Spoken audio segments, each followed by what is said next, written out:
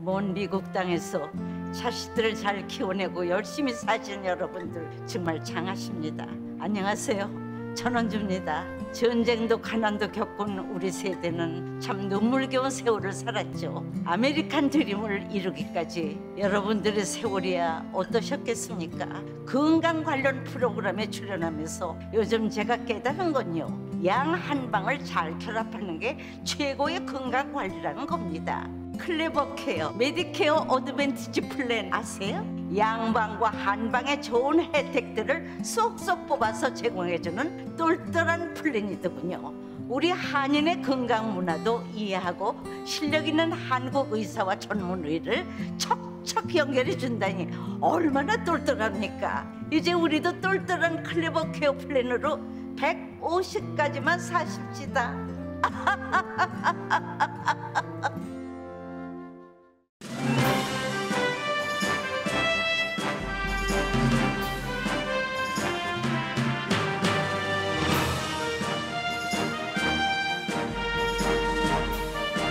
감사의 계절 11월 라디오 서울과 함께 따뜻하고 평화롭게 지내시길 바랍니다. 강혜신의 오늘의 미국.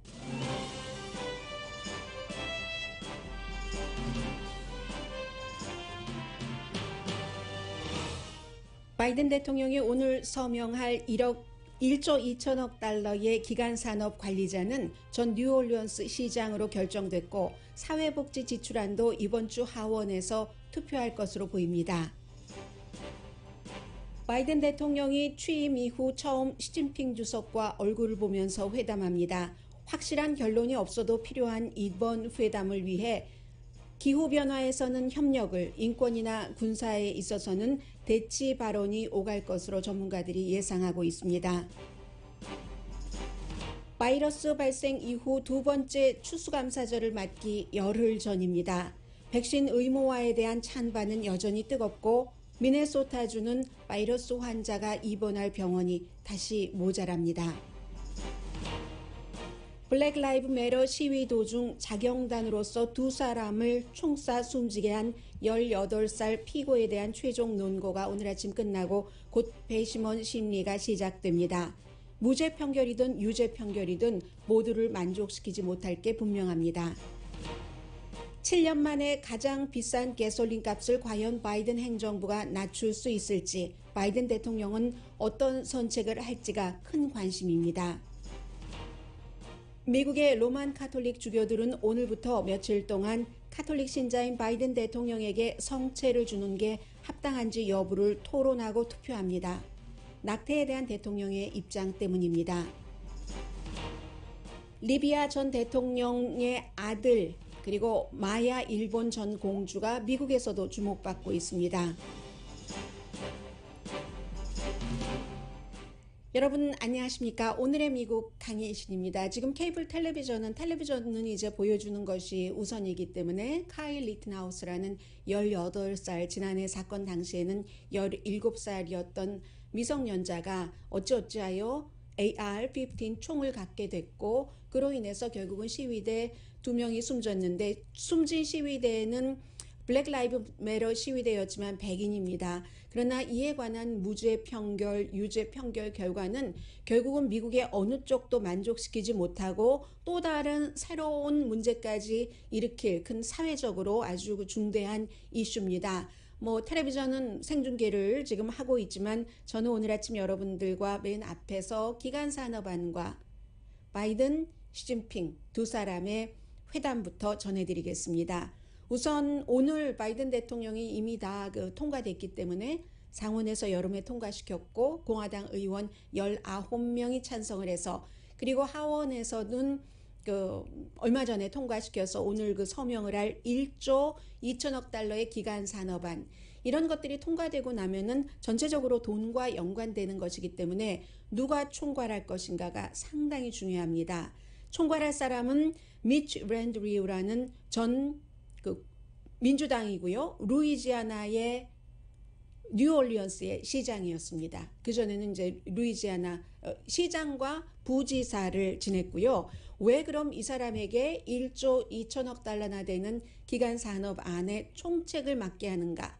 어떠한 그 행정부의 정책보다도 돈이 가장 크게 들어간 것인데 뉴올리언스가 허리케인 카트리나가 발생하고 그리고 5년 뒤까지도 뉴올리언스가 허우적거리고 헤어나질 못했습니다. 그때 딱 그 시장이 돼서 이 사람이 2010년도에 시장이 됐습니다.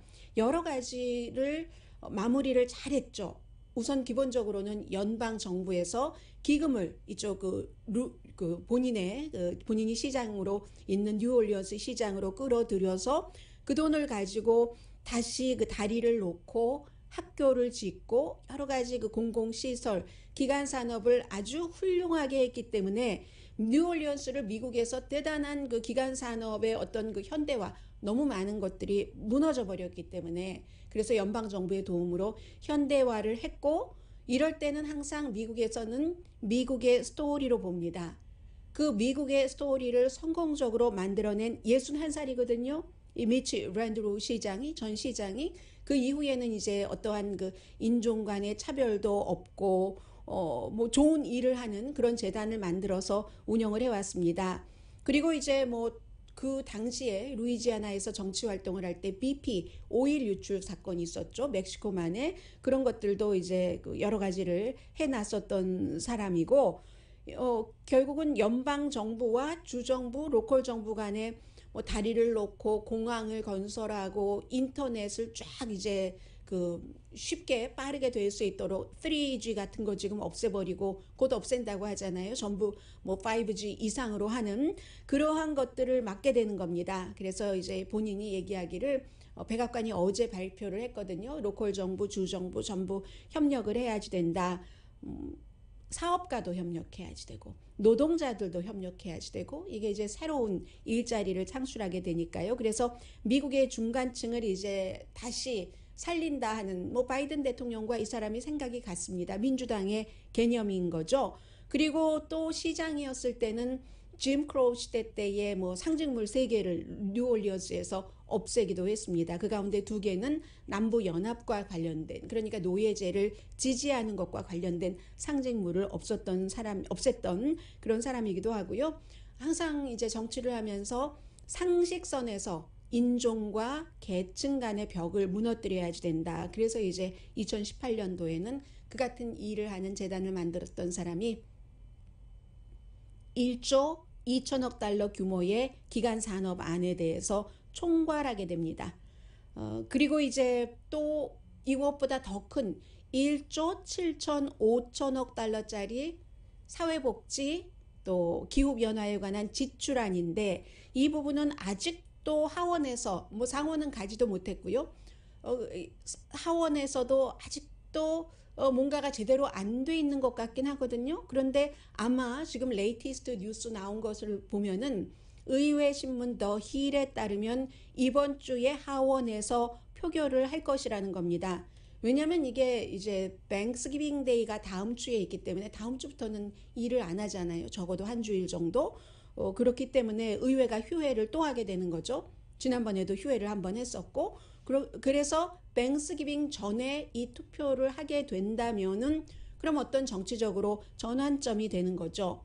이렇게 해서 만약에 하원에서 마무리가 된다 하더라도 상원에 가면은 조 맨신, 크리스틴 시네마, 애리조나와 웨스트 버지니아가 지역구인 연방 민주당 소속 2명의 상원 의원의 합의 없이는 통과되지 않거든요. 상원에서. 일단 하원에서 투표한다 할지라도 그렇게 될 경우 지금까지 이런 일들을 보면 항상 거의 안 된다 하는 보도 나옵니다. 또다시 이거 뭔가가 달라져서 되겠어. 또다시 안 된다, 된다, 안 된다, 된다, 아니다, 된다, 아닌다를 켜켜이 이렇게 쌓아가다가 결정적으로 돌파구를 만나서 뚫으면 그걸 원하던 행정부에게 큰 승리가 되는 것이고 아니면 이번에는 재앙 수준인 거죠. 여러 가지 인플레이션 등등 해서. 그래서 그렇게 되더라 하도록 드라마가 많이 나올 겁니다. 그런데 이 드라마가 끝나고 만약에 1조 7,500억 달러의 이것까지도 완성된다고 하면 크리스마스 전후로 해서 올해 말에는 대통령의 데스크에 또다시 가서 오늘 대통령이 기간산업안 1조 2천억 달러에 사인을 하듯이 아마 사인을 하게 될 겁니다. 지금 바이든 대통령의 지지율이 굉장히 낮죠. 38%에서 한 42% 사이에서 여론조사 기구마다 약간의 그 차이가 있는데, 이렇게 될 때 이제 바이든 대통령이 계속 지금 뭐 기간산업안, 사회복지 지출안, 기후 그 변화 지출안, 이런 것들이 build back better, 바이든 대통령의 큰 그림 속에 있는 거잖아요. 제가 지난주에 여러분들께 싱가포르에서 발행되는 아주 오래된 신문, 1845년도부터 발행되는 The Straits Times의 보도를 인용을 해서 전해드렸습니다. 아마 내년 중간 선거가 되면 인플레이션, 뭐 여러 가지 문제 등등 해서 바이든 대통령과 민주당에게는 내년의 선거가 2022년인데 1980년도에 레이건이 투표에 선거에 출마하면서 4년 전보다 살기 좋아지셨습니까? 가솔린 값은 어떻습니까? 이렇게 얘기했을 때와 마찬가지의 상황이 될 것이라고 그 신문은 지금 전망을 하고 있다고 보도를 해드렸는데, 오늘 뉴욕타임즈를 보니까 역시 뉴욕타임즈의 칼럼니스트, 그 로스타벳 칼럼니스트도 마찬가지로 인플레이션 이러한 것들이 결국은 1980년대와 같은 정치 상황을 만들어낼 것이다 하는 컬럼을 썼습니다. 그래서 대통령으로서는 이 같은 상황을 만들지 않게 하기 위해서는 여러 가지를 해결해야 되는 거죠. 특히 장기적인 안들이기 때문에 기간산업안이나 사회복지 지출안이요, 단기적으로 크게 무슨 뭐 금방 그 경제에 도움이 된다던가 하지는 않을지 모르지만, 적어도 민주당이 일을 할 줄 아네, 대통령도 민주당의 진보파와 온건파를 서로 뭐 협상을 해서 결과물을 만들어낼 수 있게 하네, 그리고 몇 년이 지나가면 지금 일자리가 만들어지고 있으니까 좋아지겠네 하는 희망을 품게 하는 거죠. 이게 없으면 바이든 대통령과 민주당은 굉장히 힘들어지는 겁니다. 내년 선거에서요. 그리고 오늘 바이든 대통령과 시진핑 중국 국가주석이 줌을 통해서 직접 만나지는 않고, 아마 바이든 대통령 같으면 만나는 것 it's okay 했을 텐데, 시진핑 중국 국가주석이 코로나 바이러스 사태 이후에는 다른 나라에 가지 않고 있기 때문에 줌 미팅을, 컴퓨터로 가상 미팅을 하게 되는데, 오늘의 미팅은 이걸 보면 압니다.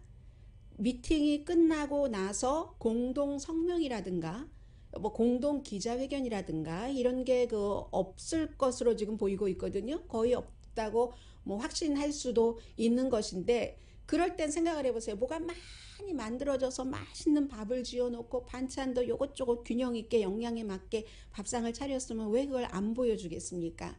그럴 기대는 처음부터 두 나라 정상이 하지 않는다는 거죠. 그러면 왜 이런 회담을 하는가? 그 말씀은 잠시 뒤에 드리겠고요. 몇 시간 걸릴 것으로 예상을 하고 있습니다.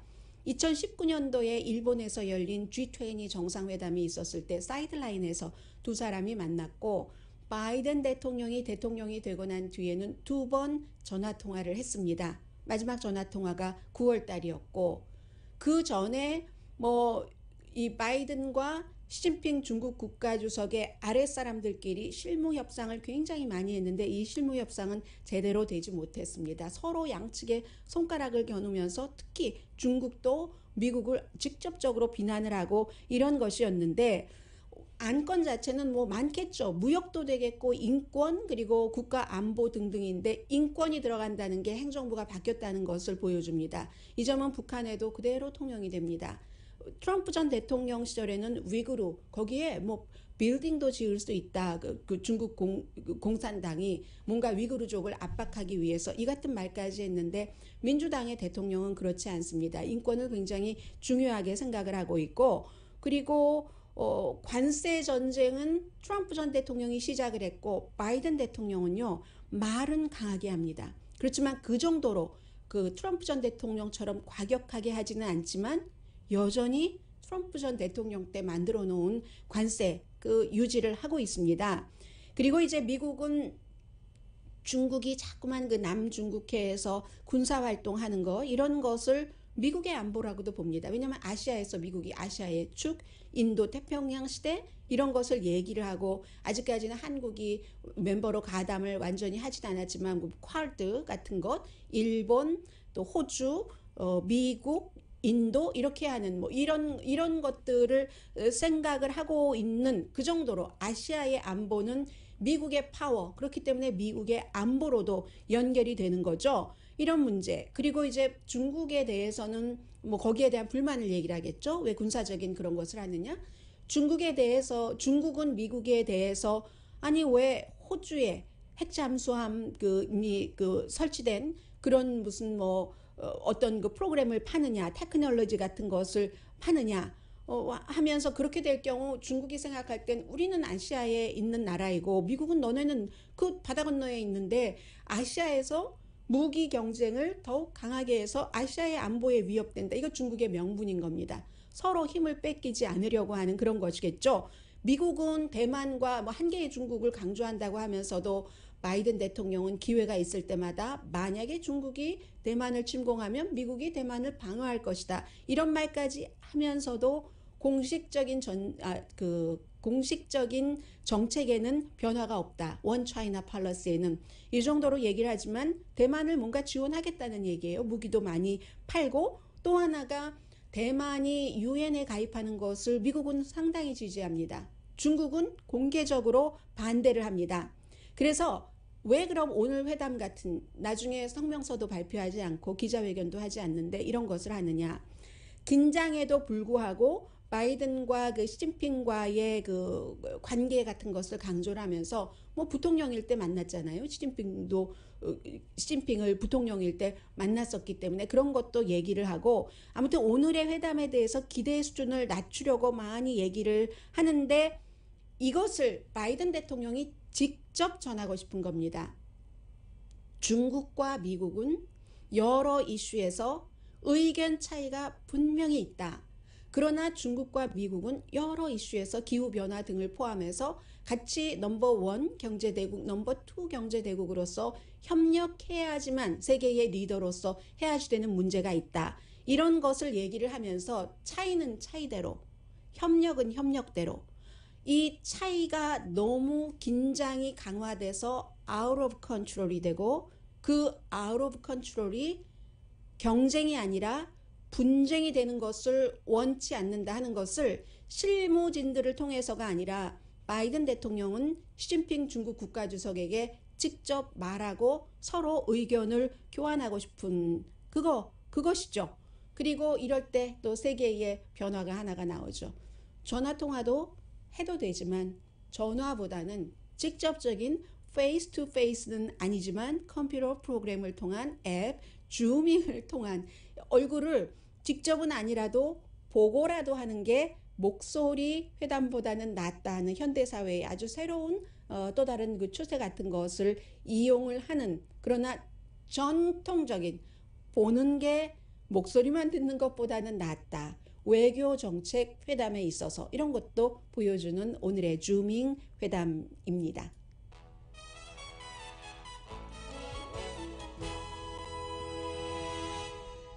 오늘의 미국은 전문가가 추천하는 이민법, 가정법 전문 제인정 종합법률사무소, 미주류 언론과 유명 인사들을 감동시킨 미주 판매 1위 카후나 마사지 체어, 한인 기업의 자랑 카후나 마사지 체어, 코지다운 갤럭시 거위털 이불은 잠이 솔솔 오게 하는 기능성 거위털 이불, 거위털 이불 전문회사 코지다운, 친절하고 자세한 상담으로 절개를 최소화하는 복강경 수술 전문 장지아 외과, 매일 아침 재래식으로 직접 만드는 검정콩 생순두부 수라원 순두부, 차원이 다른 샴푸형 흰머리 염색약 수화연을 핫세일 중인 한국 홈쇼핑 공동펀입니다. 잠시 뒤에는 이제 열흘 있으면 땡스기빙 데이인데요. 다음 주 목요일이니까는요. 이 땡스기빙 데이와 바이러스, 미국과 세계에서 조금 긴장해야 될 부분도 있고 전반적인 흐름도 있고 합니다. 그리고 오늘 이제 두 가지 법원 스토리, 하나는 스티브 베넌, 하나는 카일 리튼하우스, 이 내용 잠시 뒤에 전해드립니다.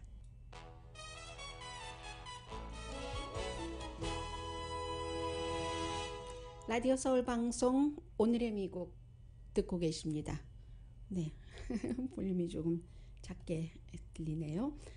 이제 해피 백신, 해피 백스 땡스기빙 이런 얘기들을 많이 하고 있는데 여론조사 나온 거 보니까요. 어디 있냐면은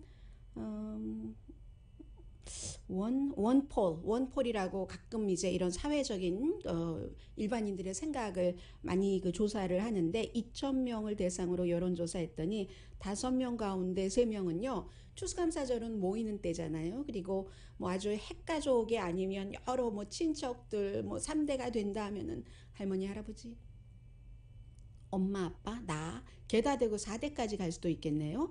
그런 경우에 미국 사람 5명 가운데 3명은 백신 접종을 받지 않았으면 우리 가족 모임에 오면은 안 된다. 오면은 안 된다. 백신 접종을 받지 않았으면 5명 가운데 3명이 그렇게 생각을 한답니다.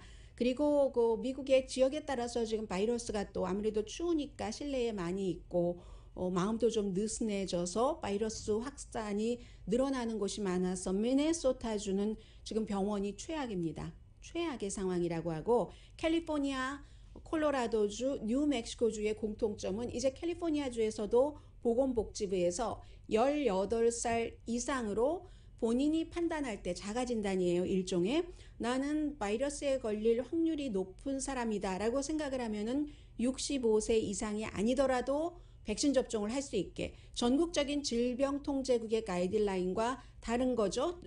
다르기 때문에 질병통제국이나 식품의약국의 가이드라인과 다릅니다. 그래서 캘리포니아, 콜로라도, 뉴멕시코주가 백신 접종에 대해서 가장 많이 장려하는 그런 주가 됐고요.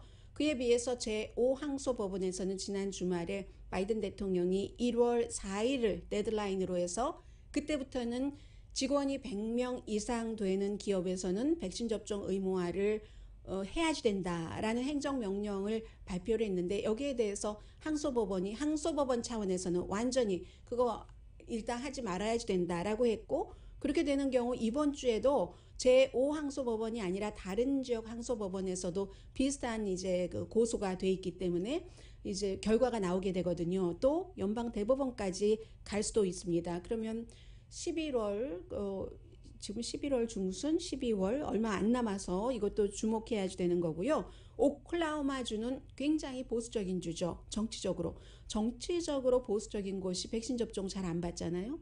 오클라호마주의 방위군이 국방부의 명령을 지금 거부하고 있답니다.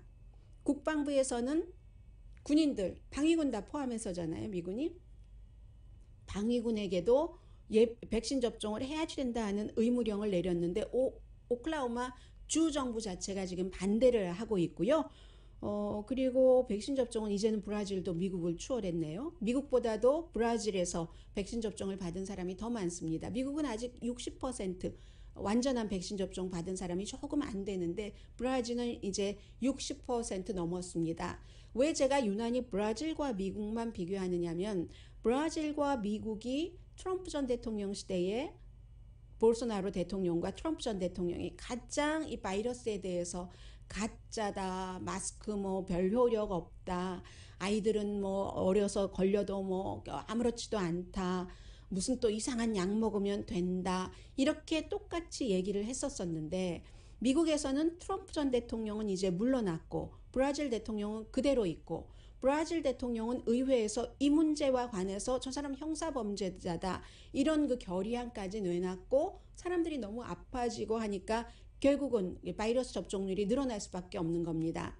브라질이 부자 나라는 아니에요. 그런데도 이 백신을 이만큼 또 그 입수를 해서 브라질 국민들 2번 다 뭐 예를 들어 이 2가지 모더나나 파이저 앤 바이오엔텍으로 맞았을 경우에 아니면 뭐 존슨 앤 존슨은 한 번만 맞아도 되고요. 뭐 에스트라제네카도 있을 테고 완전히 접종한 사람이 미국보다 접종률이 높은 60%가 됐습니다. 그에 비해서 미국은 아직도 그 트럼프 전 대통령 시대에 여러 가지 정치적인 그 혼돈에 따라서 백신을 믿지 않는 사람, 그 밖에 여러 가지 이유도 있습니다. 종교적으로. 또 몸이 아픈 사람은 몸이 아프니까 백신과 내가 지금 복용하고 있는 아니면 치료하고 있는 치료법과 뭔가가 좀 안 맞을까 하는 두려움도 있을 테고요. 어쨌든 브라질도 미국의 백신 접종률을 뛰어넘은 국민의 전체 접종률이 60%가 넘었고요. 오스트리아입니다. 오스트랄리아 아니고 오스트리아는 유럽의 오스트리아는 백신 접종을 받지 않으면 11살 넘으면, 그러니까 12살부터 기준으로 하는 거잖아요. 그러면 백신 접종 받지 않으면 그냥 집에 있어라. 나오지 말아라. 지금 이런 것들 했고요. 그로 인해서 코비드 땡스기빙 2라운드가 이제 열흘 있으면 시작이 되고, 땡스기빙이 지나고 나서 몇 주일 있으면 이 같이 모였을 때 감염되고 한 것에 대한 통계가 나오게 되겠죠. 그래서 다시 한번 주목해야 되는 시기입니다.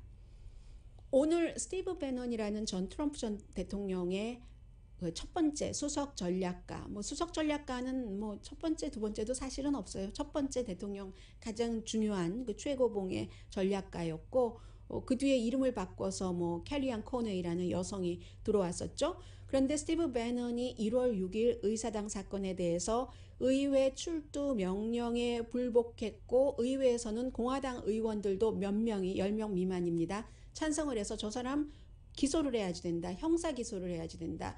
라고 결정을 했고, 법무부에서 지난 주말에 스티브 배넌을 기소를 했습니다. 대배심에서, 연방 대배심에서.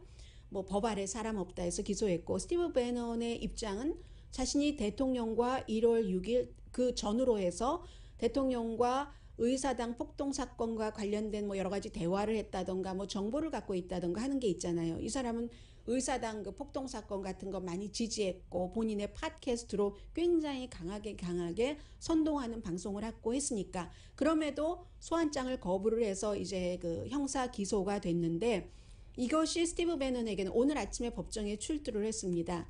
스티브 배넌 자신은 굉장히 그 전쟁을 좋아하고, 뭐 중국과 곧 전쟁이 일어난다 이런 말을 하고 하는 사람인데, 이 사람이 결국은 자신이 더 유명해지는, 마치 그 마가 그 Make America Great Again의 선봉장에 된 것 같은, 본인이 운영하고 있는 그 팟캐스트 이름도 전쟁룸이에요. 워룸이라는, 이것도 더 홍보할 수 있는 기회로 보겠죠. 만약에 유죄가 확정되면 뭐 벌금은 당연히 낼 테고, 최소 30일에서 최대 1년까지 징역형에 처해질 수 있고, 혐의는 2개니까 2배로 보태면 되겠죠. 의회에서는 1983년 이후에 이 같은 케이스로 기소를 한 적이 없습니다. 소환장을 발부하는 것은 이제 민사에 속하는 그런 것이었는데, 이번 케이스에서 형사 기소가 됐잖아요.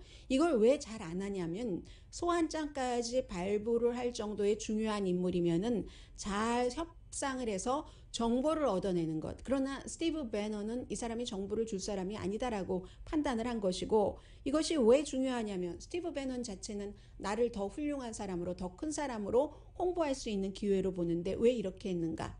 다른 사람들, 뭐 마크 메도우 전 백악관 마지막 비서실장이라든가 이런 사람들이 소환에 응하도록 하기 위해서 한번 보여주는 거죠. 어쨌든 정치극장이에요, 이것도.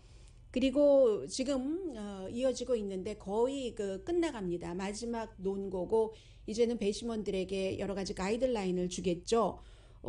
젊은 청년 카일 리튼하우스라는 청년이 17살 때 블랙 라이브스 매터 시위가 옆 동네 위스콘신의 그 크노사에서 한창이자, 본인은 일리노이주에서 살았는데 뭐 크노사에 뭐 연고가 있기는 있습니다.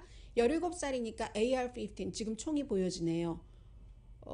검사팀이 총을 보여주면서 하나요? 제가 잘못 봤나요? 아무튼 잘 안 보이는데, 그런데 총이라고 가정을 하고 하겠죠. 어쨌든 그게 중요한 게 아니라, 이래서 눈에 보이면 안 된다니까요. 시선이 저쪽으로 집중이 되고 있잖아요. 17살이기 때문에 AR-15을 살 수가 없었습니다. 본인이 총 맞네요. 본인이 친한 친구에게 총을 사라고 해서 그 총을 갖고 있었던 거죠. 갖고 총을 쐈으니까 사실은 이 자체는 불법입니다. 그래서 그 친구와 본인이 같이 블랙 라이브스 매터 시위대가 있는 곳에 가서 누가 약탈만 해봐라, 내가 쏘아버리겠어 하는 말을 며칠 전에 했었다는 것이고, 그러나 그 같은 것을 한 걸 알거나 하는 그런 사람들은 또 배심원으로 선택이 되지가 않았습니다. 그래서 이제 그렇게 해서 백인 2사람이 숨졌습니다. 한 사람은 5피트 3인치의 키에 총을 갖고 있지 않았고, 2사람 다 총을 갖고 있지 않았고, 살아남은 사람 한 사람만 총을 갖고 있었는데, 그냥 그 작은 총이었는데, 이 5피트 3인치 키에 한 그 남성에 대해서는 지금 그 본인이 뭐라고 주장을 하고 있냐면은 저 사람이 무장을 하진 않았지만 내 총을 뺏으려고 했다. AR-15 나의 총을 뺏으려고 했기 때문에 내가 나를 방어하기 위해서 저 사람을 쏴서 숨졌다. 이런 얘기거든요. 보통 이런 재판에서 피고가 직접 변호하게 자신을 방어하는 거죠. 디펜스 하도록 하지 않습니다. 왜냐하면 어쨌거나 어떠한 이유로든 총을 쏜 사람이잖아요. 그래서 이제 이미지도 굉장히 중요하고 TV 시대에 가만히 있게 하는데 지금의 이 그 카일 리튼하우스 같은 경우는 제가 첫날 보도해 드리면서 말씀을 드렸습니다만은 아직까지 앳된 모습에 엉엉 울기도 하고 놀람의 표정도 짓고 변호인이 판단할 때는 본인이 직접 뭔가를 하게 하는 게 변호하는데 유리했다고 판단을 한 거죠. 그래서 어떤 결론이 나올지는 모릅니다. 이제 배심원 심의에 들어갈 테니까는요. 하는데 이 시위 자체는 제이콥 블랙이라는 흑인이 경관이 뭐 총을 뭐 7번인가를 발사해서 반신불구가 된 그 케이스에 대한 시위였고 두 사람 피해자는 분명히 백인입니다. 숨진 사람은 백인이지만 그 백인이 블랙 라이브스 매터 시위에 동참을 했다는 그렇기 때문에 이게 어떠한 결과가 나와도 양측에서 갈라지는 겁니다. 의견이 무죄? 자기 방어라고? 그게 어떻게 자기 방어야? 거기까지 되면 어떻게 돼? 그럼 만약에 유죄가 되면은 총기 소지를 주장하는 이런 사람들, 또 보수적인 사람들, 터커 칼슨이나 바이든 전 대통령이 바로 그 키튼하우스 청년을 굉장히 지지를 했었기 때문에 이런 양쪽이 있는 겁니다.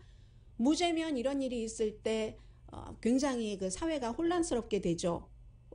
그리고 유죄가 되면은 또 총으로 나를 방어할 권리가 있는데 하는데 여기서 하나의 굉장한 순서가 아니라 굉장한 뭐라고 할까요? 새로운 것이 하나가 나오는데 특히 이 케이스에는 AR-15이잖아요. 반자동총.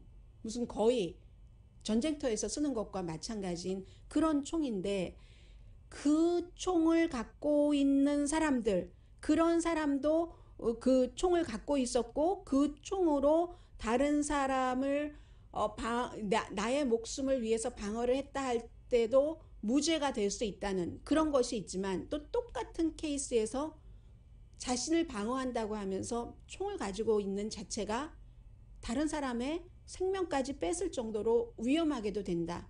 그러니까 말하자면 뭐가 있으면은 쓰는 거잖아요. 견물생심과는 조금 다릅니다만 뭐가 있으니까 썼던 거죠. 만약에 저쪽이 5피트 3인치의 남자가 총을 갖고 있지 않았는데 뭔가 리튼하우스가 하는 게 마음에 들지 않아서 공격을 했다. 리튼하우스도 총이 없었다 하면 둘이 싸우다가 치고받고 싸우다가 아무도 죽지 않았겠죠. 그러한 것에 예를 남기는 것이기 때문에 그리고 주마다 법이 달라서 위스콘신주의 경우는 뭐 성인 나이가 되면은 이 AR-15을 살 수 있고 또 공공장소에서 가지고 다닐 수 있고 그것으로 방어도 할 수 있고 하는데 이번에 또 만약에 무죄가 된다면 판사에 대해서 불만을 갖고 있는 사람들도 있습니다. 아니 왜 지금 숨진 피해자들을 피해자라고 부르지 않습니다. 판사가 폭도라고 부르거든요. 판사가 피해자들을 폭도라고 부르고 있고 그런 부분 뭐 여러 가지 때문에 지금 미국이 또다시 이제 분열될 수 있는 그러한 케이스라고 할까요? 그리고 왜 본인이 자수했는데도 경찰에서 그냥 풀어주고 말았느냐 뭐 이런 얘기들도 나오고 있고 미국 사람들은 굉장히 관심을 갖고 보는 이슈가 바로 리튼하우스의 이제 곧 시작될 배심원 심리입니다. 잠시 뒤에 가솔린 값이 어떻게 될까? 바이든 대통령이 할 수 있는 일이 있을까? 저는 좀 궁금했거든요. 그래서 여러분들도 궁금해하시는 분들을 위해서 전해드립니다.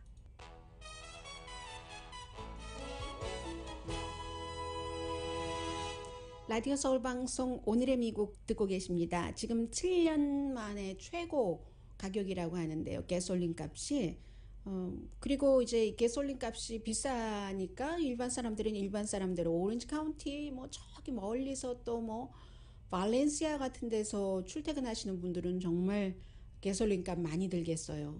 그리고 정부로서는 이게 물가 올리는 그 수치 계산할 때 이제 가장 많은 부분을 차지하니까요. 인플레이션 해서 걱정이 되는데, 가정에서는 가정대로 바이든 행정부는 뭔가를 좀 해라. 대통령이 압박을 많이 받고 있습니다. 그래서 대통령이 이거 나도 탑 프라이어리티야. 이렇게 얘기를 하고 있는데, 뭘 할까? 그럼 바이든 대통령이 가솔린 값을 잡기 위해서 뭘 할 수 있기는 있는 건가? 이런 여러 가지를 전문가들이 분석을 합니다. 할 수는 있는데 점점점인데요. 예를 들어서 이 남자들 툴박스에 그 툴이 너무 많아요. 공구가 너무너무 많이 들어있는데 여러분 다 쓰십니까? 어쩌다가 몇 년에 한 번 쓸까 말까 하고 대부분 쓰는 것은 딱 몇 가지 뿐이잖아요. 지금 그런 형태가 바로 이 가솔린 값 인상에 대해서 정부가 할 수 있는 그런 일이라고 케빈 북이라는 클리어뷰 에너지 파트너라는 곳의 관리국장이신 분이 얘기를 하고 있습니다. 많긴 많은데 쓸 게 별로 없다는 거예요. 그래도 그 가운데서 좀 아주 정교한 뭐가 없을 때 대신 쓰기 위해서 찾자면 우선 기본적으로는 세계적으로 공급이 증가하면 가솔린 값이 줄어들겠죠. 그런데 이건 미국 대통령이 직접 할 수가 없는 겁니다. 오펙 국가들은 아주 그 파워풀한 카르텔이 형성되어 있기 때문에 직접 생산을 늘리고 생산을 줄여서 값을 조절할 수 있잖아요. 그런데 미국은 그 전국적으로도 그 오일 회사 단합 능력 같은 게 없습니다. 자유시장 경제 체제. 해서 사우디 왕은 결정하고 이거 이번에 좀 늘려야 되겠는데 줄여야 되겠는데 하면 바로 되지만 미국 대통령은 할 수가 없고요. 오펙 국가에 요청은 할 수 있죠. 요청을 했습니다. 답은 no way 들었습니다. 전략적 비축유 방류를 요즘 많이 말씀드렸습니다. 원래 그 전략적 그 비축유는 원유 상태죠. 당연히 지하에 이렇게 묻어두는데 꺼내 쓰는 거는 두 가지입니다. 하나는 정말로 오일이 모자랄 때 딱 그 저금해 놓았던 걸 꺼내 쓰는 거예요. 돈이 하나도 없어요. 오일이라는 돈이. 그리고 두 번째는 돈을 만들어내기 위해서도 이 오일을 파는 경우가 있습니다. 그럼 이번 같은 경우는 오일이 아주 없는 것은 아니잖아요. 전략적 비축유를 쓰는 아주 기본적인 케이스에 속하지는 않습니다. 그렇지만 전략적 비축유를 방출을 하면은 조금 어쨌든 오일이 늘어나니까 가격이 싸지는 것은 사실이죠. 원래의 목적은 가격 관리용이 아니라 할지라도 비상사태에 쓰거나 돈을 좀 더 모아야 될 때. 그렇지만 가격이 오일이 많아지면 싸질 수 있으니까 이것도 잠시입니다. 전략적 비축유 방출이라는 게 무작정 밑에 깔아놓은 오일을 다 펐을 수는 없잖아요. 그렇기 때문에 수요와 공급에서 오는 이 오일 값에 대해서 마지막 최종적인 결정은 아니라는 거죠. 전략적 비축유가. 그리고 또 원유니까 가솔린이 아니라서 이게 곧 값이 내리는 것도 아니고요. 그러면 다른 나라와 동시에 전략적 비축유를 방출을 하자고 이제 미국이 힘도 있고 좀 하니까 여러 가지를 주고받고 하면서 하면 그럼 이게 금방 화살이 돌아오겠죠. 아니 국내 이슈를 왜 국제적인 것으로 이용을 하지 하면서 그럼 다른 안도 있는데 다른 안은 역풍 맞기가 더 쉽습니다. 과감한 대안은 언제나 큰 그 반발 같은 것이 올 수 있으니까요. 이런 형태 미국이 원유 수출을 어느 정도 금지하는 것 국내에서 할 수 있습니다. 지금은 그 오일 업계가 수출을 많이 하잖아요. 몇 년 전부터. 그러면 미국의 오일 값은 내리겠죠. 그렇게 될 경우는 또 오일 생산업자들이 아주 그 자발적인 결정을 하기 때문에 오일 생산을 또 줄일 거라는 겁니다. 그리고 국제적인 오일 값이 올라가는 게 있죠. 미국이 오일을 그 수출을 줄이고 나면은 그렇기 때문에 그게 그거라는 얘기입니다. 결국은 미국도 또 다른 어떤 오일인가를 또 수입을 해야 되는데 그럴 때는 또 이 가격이 여러 가지 복합적인 상황상 올라갈 수가 있기 때문에 그럼 노펙 의회 아니라고 부르고 있는데 오펙 맞습니다. 그 오펙의 석유 그 수출 생산국 기구 노를 붙인 거예요. 미국이 오펙을 고소할 수 있습니다. 몇 년 동안 의회에서 말해줬어요. 왜 저렇게 가격을 가지고 맘대로 하고 조금 더 풀지 이렇게 했는데 그렇게 될 경우 값이 더 불안정해질 수 있다는 겁니다. 외교 문제가 돼서 미국에도 어떠한 형태로든지 보복을 하겠죠. 또 바이든이 초당적으로 할 수 있는 일이 아닙니다. 이것은 또 의회가 필요한데 공화당이 가솔린 값 내리라고 해서 바이든 대통령 인기 올라가라고 협조를 해주겠습니까? 그런 문제가 있고요. 해서 또 이렇게는 할 수 있겠죠. 어떤 그 정유 과정에서 규제를 조금 줄이는 겁니다. 그 바이오 연료요, 뭐 사탕수수 같은 데서 빼내는 에탄올, 이런 것에 대한 규제를 조금 줄이면, 그동안 정유업계에서 규제가 너무 강해서 시간도 걸리고 돈도 많이 들어간다고 했거든요. 그럼 그런 것을 줄여주면 돈이 조금 싸지지 않을까, 이런 것. 그래서 결론은 이렇게 어떤 전략적 비축률을 상식적인 선에서 좀 그 일정한 시기에 어느 제한적으로 풀 수 있는 것, 뭐 이것은 가능한 게, 왜냐하면 이미 몇 년 전부터 의회에서 어느 정도는 전략적 비축률을 풀 수 있도록 합의를 봤거든요. 그 합의에 대해서 대통령이 그 가장 중요한 것은 타이밍이죠. 시기. 언제 그럼 전략적 그 비축률을 방출을 하느냐. 이게 중요한 것 같아 보이는데, 지금 미국에서나 세계에서나 전문가들이 2022년도에는 가솔린 값이 내릴 것으로 예상들을 하고 있거든요. 그래서 바이든이 그럼 그걸 그 가솔린 값이 내리기 전에 조금 더 빨리 전략적 비축률을 방출을 해서 사람들을 안심시키고 뭐 인기를 높이고 그러는가? 아니면 이것을 내년, 지금으로선 내년부터 뭐 가솔린 값이 내려간다고 하는데 그 예상이 맞추지 못해서 더 길어질 때 내년 선거 직전에 오히려 전략적 방출류 같은 것을 풀어야지 되는 게 아닌가. 그걸 이제 바이든 대통령이 뭐 결정을 해야지 되는데, 뭔가를 해야지 되기는 해야지 되고 그 압박이 너무 크다는 그런 거죠. 아무튼 그래서 이제 이런 일들이 있다는 말씀 드리면서 잠시 뒤에 뵙겠습니다.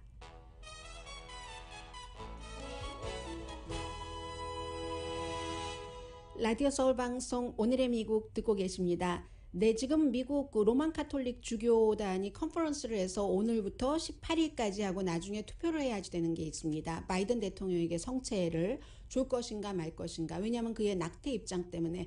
그런데 정확하게 그 바이든 대통령의 낙태 입장을 보면은요, 개인적으로는 로만 카톨릭 신자이기 때문에도 그렇고 낙태에 개인적으로는 뭐 반대하지만 여성이 자신의 건강을 지킬 권리는 인정을 한다. 이게 정치적으로 굉장히 정치적인 입장을 공식적으로 나타내고 있는 거잖아요. 그리고 퓨 리서치사의 여론조사 결과 미국 카톨릭 신자의 55%는 낙태는 합법화돼야지 된다는 것을 합법화이고 지금 믿고 있습니다. 카톨릭을 포함한 전체 인구 가운데서는 59%가 낙태는 합법화돼야지 된다 하는 것을 믿는다는 거죠. 그리고 교황도 주교들에게 이 낙태 문제 같은 것을 그 주교들은, 성직자들은 정치적으로 판단하면 안 된다라고 촉구를 했는데 뭐 그렇게 지금 잘 되고 있지 않고요. 그리고 그 모하메르 카다피의 아들이, 카다피는 오래전에 숨졌죠. 사이프 알 이슬람 카다피가 지금 대선에 나간다고, 곧 치러지는 뭐 12월 말인가 그렇죠.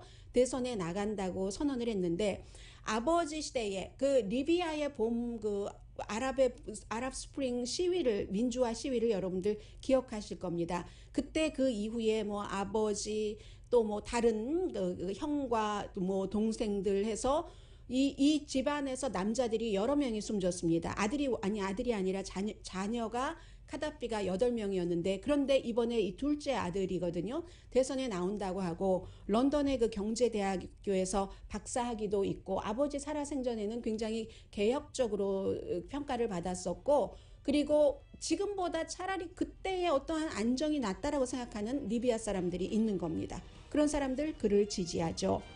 오늘의 미국은 제인정 종합법률사무소, 카우나 마사지 체어, 코지다운 장지아외과, 수라원 순두부, 한국 홈쇼핑 공동펀이었습니다. 10시에 좋은 아침, 좋은 하루 방송됩니다. 아버지를 잊겠다와는 달리 일본에서는 뭐 여자가 어떤 왕위 서열에서 빠지지만 이 그 공주가, 마코 공주가 얼마 전에 이제 뭐 결혼을 하고 해서 미국에 도착을 했거든요. 그것조차 미국에선 굉장히 크게 보도를 하고 있습니다. 시간이 없으니까 여기까지만요. 강희신이었습니다.